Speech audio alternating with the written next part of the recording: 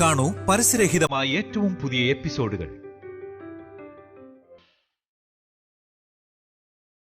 അമ്മു, മോളെ, അമ്മു, മോളെ.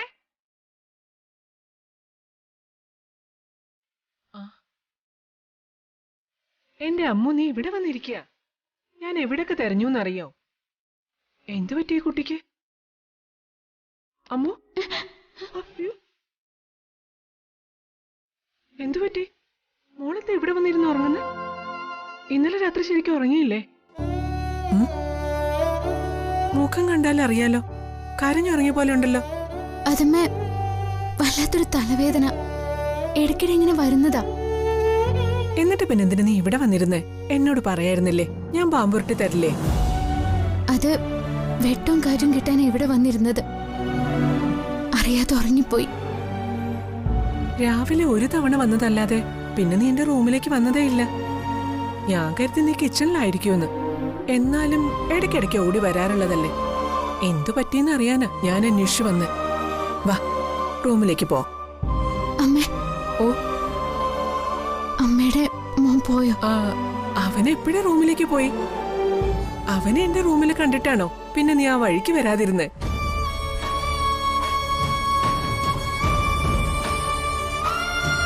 അതേയുള്ളപ്പോ ഞാൻ എങ്ങനെ വരും അമ്മേ?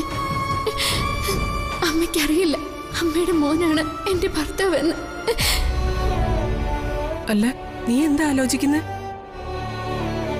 അത് ചേച്ചിയെ പിരിഞ്ഞിട്ട് കുറച്ചു നാളായില്ലേ അമ്മേ. എനിക്ക് ചേച്ചി കണ്ടാ കൊള്ളാന്നുണ്ട്. ശ്രീകുട്ടിക്ക് ഇങ്ങോട്ടും വരാലോ, അവളെയും കാണാനില്ലല്ലോ. ചേച്ചിയുടെ അമ്മ സമ്മതിക്കാഞ്ഞിട്ടാ, അല്ലേ ചേച്ചി വന്നേനെ.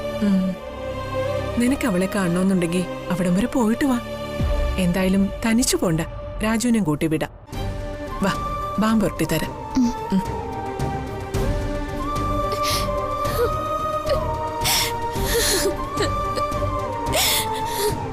മരുന്ന് കൊണ്ട് തീരുന്ന വേദനയല്ല അമ്മേന്റേത്. ജീവിതകാലം വരെ ഇതെന്നോടൊപ്പം ഉണ്ടാവും.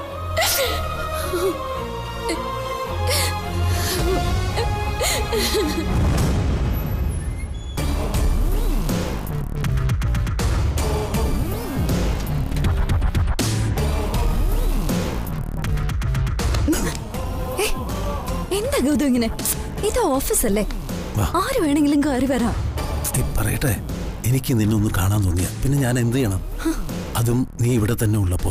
ഹസ്ബൻഡ് വൈഫ് റിലേഷൻഷിപ്പ് ഒക്കെ നമ്മുടെ സ്വകാര്യ നിമിഷങ്ങളിൽ മതി. ഞാൻ ഈ കമ്പനിയുടെ ഡയറക്ടർ ബോർഡ് മെമ്പർമാരിൽ ഒരാളല്ലേ. ഗൗതമന്റെ PAയും. ഓഫീസിലാ ബോധം വേണം. അത് കൂടെ ആളുള്ളപ്പോ പോരെ? എന്താ ഉദ്ദേശം അത് പറ. ഈ ഒളിച്ചുകളി മടുപ്പായിടോ. നടക്കില്ല ഗൗതം. ഞാൻ ഈ കമ്പനിയിൽ കാലുറപ്പിച്ച ശേഷം ആ സത്യം പുറം ലോകം അറിഞ്ഞാ മതി. May I come in madam? Yes, come in. എനിക്കിത് ക്ഷമിക്കാൻ കഴിയില്ല മിസ്റ്റർ ഗൗതം. ദേ, ഇന്ന് വൈകുന്നേരം മുഴുവൻ ഡീറ്റെയിൽസും എന്റെ ടേബിളിൽ എത്തിയിരിക്കണം. എന്റെ പിടിപ്പുകേടായിട്ട് സഞ്ജു ഇതിനെ കാണൂ. മാഡം, അതൊരു നോ ഫർദർ എക്സ്പ്ലനേഷൻസ്. നിങ്ങൾക്ക് കഴിയില്ലെങ്കിൽ നിങ്ങൾ റിസൈൻ ചെയ്ത് പോയിക്കോ. എന്തിനു മറ്റുള്ളവരെ ബുദ്ധിമുട്ടിക്കുന്നേ? ആ, എന്താ റീത്ത? മാം, കണ്ടില്ലേ ഇവരൊക്കെ എത്ര കൃത്യമായിട്ടാ ജോലി ചെയ്യുന്നത്. ഇയാൾക്ക് മാത്രം എന്താ എത്ര ഡിലേ? ജോയിൻ ചെയ്തിട്ട് 1 മാസം പോലും തികഞ്ഞില്ലല്ലോ. മാഡം, ഇന്നലെ ചില ഫാമിലി പ്രോബ്ലംസ് ഒക്കെ വന്നുപോയി. കുടുംബവും ജോലിയും ഒന്നും കൂട്ടിക്കുഴയ്ക്കാൻ പറ്റില്ല ഗൗതം. ഇത് സഞ്ജുവിന്റെ ടേബിളിൽ എത്തിച്ചേക്ക്. ശരി മാം. ശരി.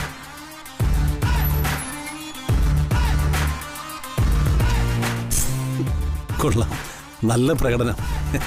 കുടുംബവും കമ്പനിയും കൂട്ടിക്കുഴയ്ക്കരുതെന്ന് ഞാൻ പറഞ്ഞത് സീരിയസ് ആയിട്ട് തന്നെയാ. ഓ, എന്നാ ഞാനൊരു കാര്യം പറയാം. സഞ്ജുവിന്റെ കൂടെ ഒരാൾ വന്നിട്ടുണ്ടല്ലോ, ഒരു സച്ചി. അതവന്റെ പഴയ ഫ്രണ്ടാ. ഫ്രണ്ട് പഴയതോ പുതിയതോ ആവട്ടെ, പക്ഷേ സഞ്ജു അവനെ കെട്ടിയിറക്കിയതാ വ്യക്തമായ പ്ലാനിങ്ങോടെ. കാര്യം അറിയാതെ ഗൗതം ഓരോന്ന് വിളിച്ചു പറയല്ലേ. നിന്റെ ലോകം മംഗലശ്ശേരി വീടിന്റെ അകത്തളം മാത്ര, പക്ഷെ ഗൗതമിന്റെ ലോകം അതല്ല.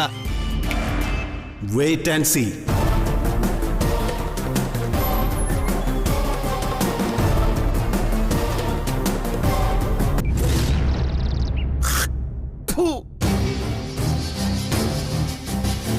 ഇനി ഈ വീടിന്റെ പടി ചവിട്ടില്ലെന്ന് പറഞ്ഞു പോയ ആളാണല്ലോ.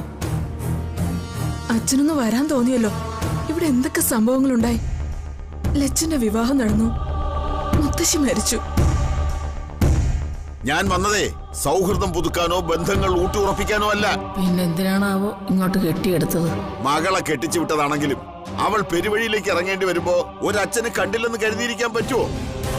നിങ്ങളുടെ മോളെ ഇവിടെ ആര് പരിപാടിയിലൊക്കെ ഇറക്കി വിട്ടെന്ന്?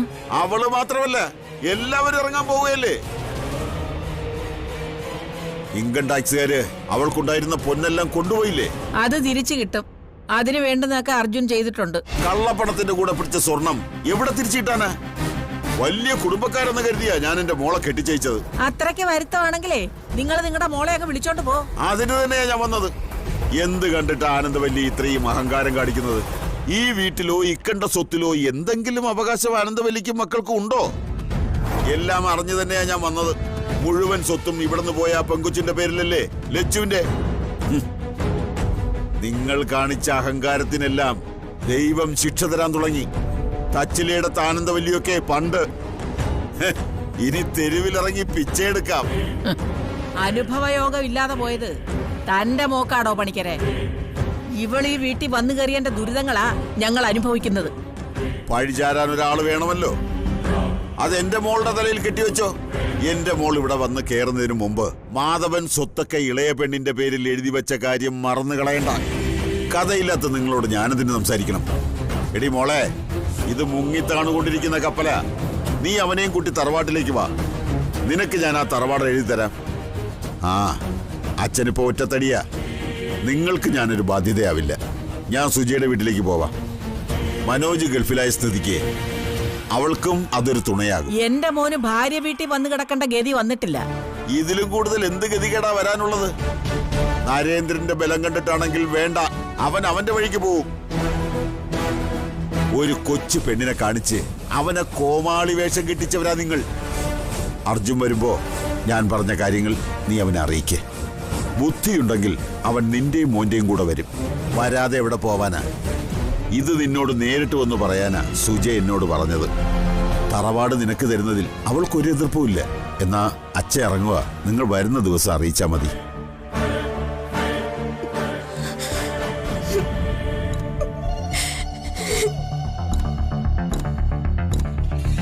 തറവാട് അവളുടെ പേരിൽ എഴുതി വെച്ച അർജുൻ അവളുടെ കൂടെ പോകാൻ തയ്യാറായാലോ? മോനെന്നതൊക്കെ ശരി തന്നെ, പക്ഷെ എങ്ങനെ വിശ്വസിക്കും അവനെ? മോനെ, ഇറങ്ങിയോ? അമ്മേ, ഇന്ന് ഒത്തിരി വൈകി. അല്ല, സച്ചി ഇവിടെ കാണില്ലേ? നിന്റെ കൂടെ അവനും വരുന്നുണ്ടോ? അവന്റെ പ്ലാനൊന്നും പറഞ്ഞില്ലമ്മേ. എന്തായാലും എന്റെ കൂടെ ഉണ്ടാവില്ല.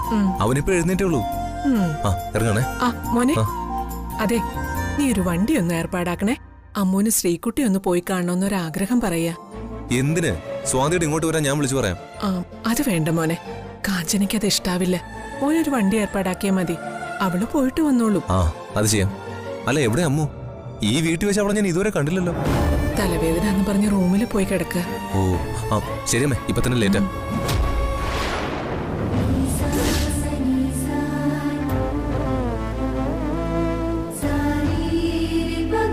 എന്നോട് ക്ഷമിക്കണേ. അറിയാതെ ഞാൻ നിങ്ങളുടെ അടുത്ത് വന്ന് പെട്ടുപോയതാ. ഇന്നൊരു പകല് കൂടി കടന്നു കിട്ടിയാൽ മതി. മോള് കണ്ടില്ലേ? സഞ്ജു ഇപ്പൊ പോയതേ ഉള്ളൂ. കണ്ടമ്മേ. ചന്ദ്രകാന്തത്തിൽ പോവാനേ അവനൊരു വണ്ടി ഏർപ്പാടാക്കി തരാന്ന് പറഞ്ഞിട്ടുണ്ട്. നിങ്ങൾ അതിൽ പോയിട്ട് വന്നാ മതി. ശ്രീദേവമ്മേ. രാജു വന്നല്ലോ. എന്താ പെട്ടെന്ന് അങ്ങോട്ട് പോകാൻ അമ്മ ആഗ്രഹിക്കുന്നത്? ചേച്ചി ഒന്ന് കാണാനാ. പാവം, ഇവിടുന്ന് പോകാനുള്ള തീരുമാനം തന്നെയാ അവളുടേത്.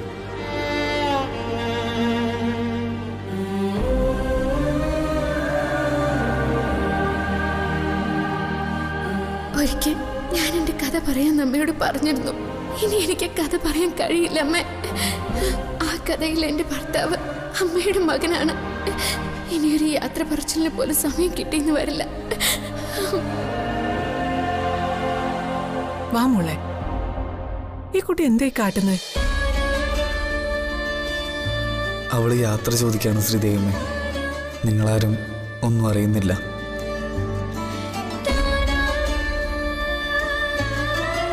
നീ എന്താ പോയിട്ട് വരാൻ ഉദ്ദേശിക്കുന്നില്ലേ? വരും. ബാഗ് ഇവിടെ തന്നെ ഉണ്ട്. ശരി, എന്നാ ചെല്ല്. നീ വരാൻ വേണ്ടി ഞാൻ കാത്തിരിക്കും. എന്റെ ജീവിതത്തിൽ കാത്തിരിപ്പൊന്നൊന്നില്ല അമ്മേ. അതെ, വേഗം വരണേ രാജു. ആ ചെല്ലു മോളെ. അമ്മു വാ. ചെല്ല്.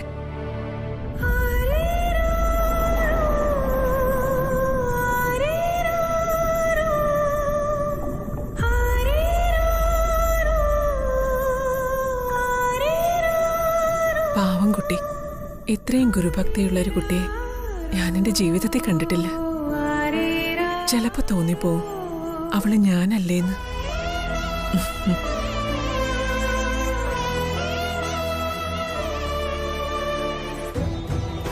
എവിടേക്കാ പോണ്ടത്? ഈ മനുഷ്യനെയാണല്ലോ ഞാൻ ചേച്ചിയുടെ ആളായിട്ട് തെറ്റിദ്ധരിച്ചു പോയത്. സഞ്ജു ഒരു വണ്ടി അറേഞ്ച് ചെയ്തിട്ടുണ്ടെന്ന് ശ്രീദേവമ്മ പറഞ്ഞു. അന്തശകടം തന്നെയാണ് ഇന്തശകടം. നിങ്ങൾ കയറിയട്ടെ. സച്ചിക്ക് ബുദ്ധിമുട്ടാവും. ഞങ്ങള് മറ്റൊരു വണ്ടിയിൽ പോയിക്കോളാം. നിങ്ങളെ കൊണ്ടുവിടാൻ എന്നെ ഏർപ്പാടാക്കി അവൻ പോയത്. സ്വാതിയുടെ വീട്ടിലേക്കല്ലേ? ആ അതെ. അമ്മ വാ, നിങ്ങളെ അവിടെ വിട്ടിട്ട് വേണോ എനിക്ക് പോവാൻ. ശരി, വാ കയറി. ഏയ് അത് വേണ്ട, അമ്മു ഫ്രണ്ട് സീറ്റ് ഇരുന്നാ മതി. അമ്മു ഒന്ന് കേറ്. ഇനി ഞാൻ പിടിച്ചു കയറ്റണോ? വന്ന് കേറമ്മു, എനിക്ക് കുറച്ച് തിരക്കുണ്ട്. തിരക്കുണ്ടെങ്കിൽ സച്ചി പൊക്കോ. അവനൊരു കാര്യം ഏൽപ്പിച്ചിട്ട് പോയാ ഞാനത് ചെയ്യണ്ടേ? വാ കേറമ്മു.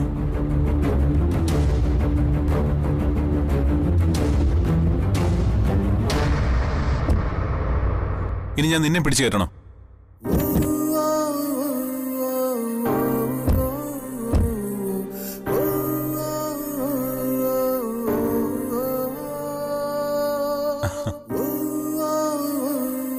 പോവല്ലേ?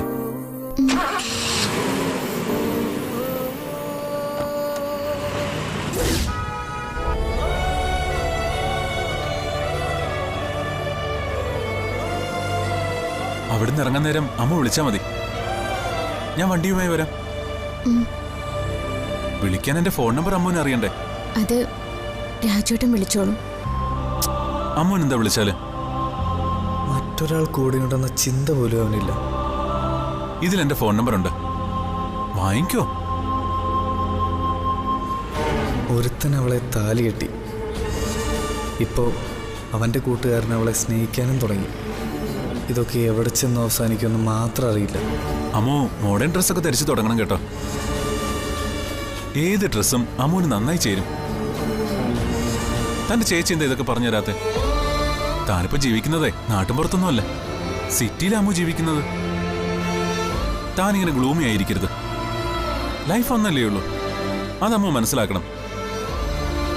തന്നെ ആരും ഒന്നും ചെയ്യില്ലടോ. അവളുടെ വേദന അവൾക്കേ അറിയൂ.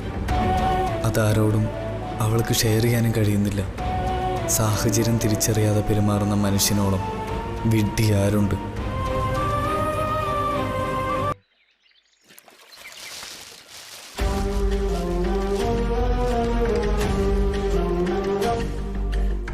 പശുവിന് വെള്ളം കൊടുത്തു ശ്രീയെടുത്തി?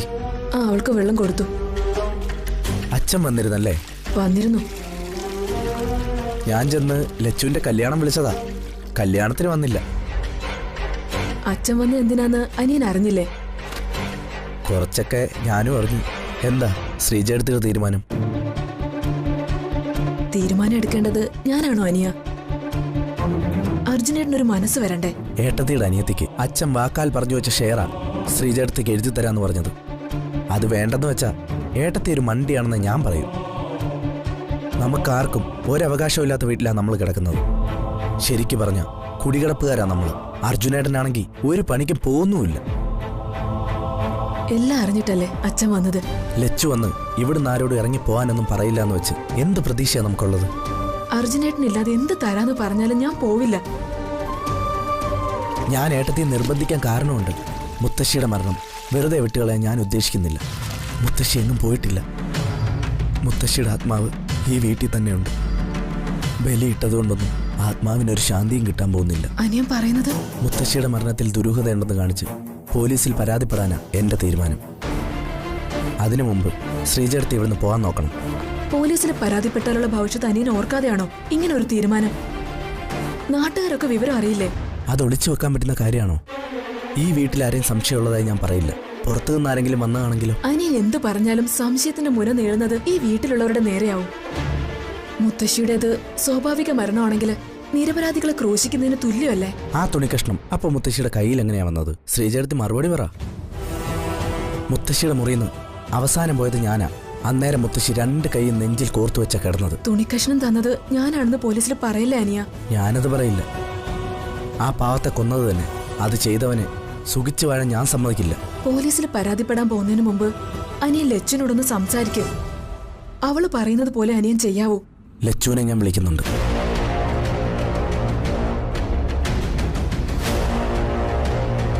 ലച്ചു ഒരിക്കലും സമ്മതിക്കില്ല. അവള് പറഞ്ഞ അനിയൻ കേൾക്കും. മുത്തശ്ശിയെ കൊന്നതാണെന്നുള്ള കാര്യത്തിൽ ഒരു സംശയമില്ല. ലച്ചുനെ വരുത്താൻ അത് ചെയ്തത് നരേന്ദ്രേട്ടൻ തന്നെയാ.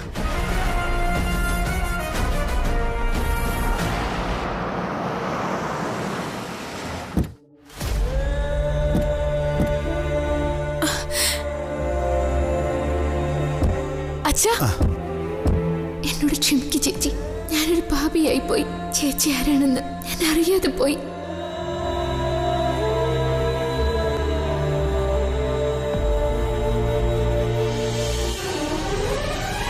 അമ്മു, ഇതെന്താ ഒരു മുന്നറിയിപ്പും ഇല്ലാതെ? അത് അമ്മു എന്താ പെട്ടെന്ന് പോകുന്നത്? ചേച്ചിയെ കാണണമെന്ന് തോന്നി. രാജുവേട്ടനും കൂട്ടി പോയിട്ട് വരാൻ അമ്മ പറഞ്ഞു.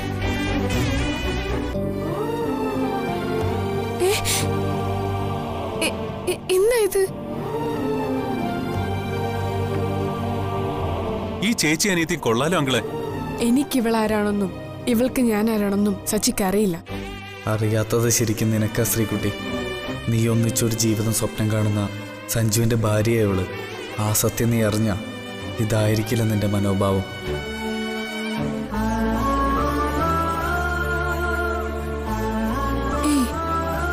കരയില്ലേ അമ്മു? അച്ഛന് ഇതാരാണെന്ന് മനസ്സിലായോ? ആളെ കണ്ടപ്പോഴേ ഞാൻ ഊഹിച്ചു. അങ്കിളിന്റെ ഊഹം തെറ്റിട്ടില്ല അങ്കിളെ. മോള് വിവരങ്ങളൊക്കെ പറഞ്ഞു. സച്ചിയെ കണ്ടതിൽ സന്തോഷമുണ്ട്. വാ, അകത്തേക്ക് വരാം. എനിക്ക് അല്പം തിരക്കുണ്ടെങ്കിൽ അമ്മൂനെ കൂട്ടിക്കൊണ്ടുപോകാൻ വരുമ്പോ അകത്ത് കേറിയിട്ടേ ഞാൻ പോകൂ. ആഹാ, കൂട്ടിക്കൊണ്ടുപോകാനും സച്ചിനെ വരുന്നുണ്ടോ? കൊണ്ടുവിട്ടാ മതിയോ? തിരിച്ചു കൊണ്ടുപോകേണ്ട കടമയും എനിക്കില്ലേ? അതെ, അമ്മുവിന്റെ കാര്യങ്ങൾ ഞാൻ നോക്കിക്കോളാം. സച്ചി ബുദ്ധിമുട്ടണ്ട. ഇവനത് വേണം. കേട്ടോ അങ്കിളെ, ഒരു ഹെൽപ്പ് ചെയ്താ ഇതാണ് അവസ്ഥ. എന്നാ സച്ചി ചെല്ല്. അമ്മു വിളിച്ചാ മതി കേട്ടോ. അമ്മുവിനെ ഞാൻ കൊണ്ട് വിട്ടോളാം. ആയിക്കോട്ടെ, നിങ്ങൾ ചേച്ചിയായി അനിയത്തിയായി. അമ്മു ഓക്കെ. വാ അമ്മു.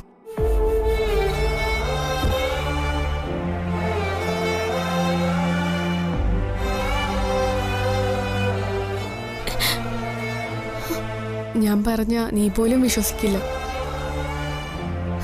നിന്നെ ഓർത്തിരിക്കുമായിരുന്നു ഞാൻ. മനസ്സുകളുടെ അടുപ്പം അതാ അമ്മു. അമ്മ ഇവിടെയില്ല, ഒരു ഫംഗ്ഷന് പോയേക്കുവാ. അമ്മ അറിയാതെ നിന്നെ കാണാൻ വന്നാലോ എന്ന് ആലോചിച്ചിരിക്കുമായിരുന്നു.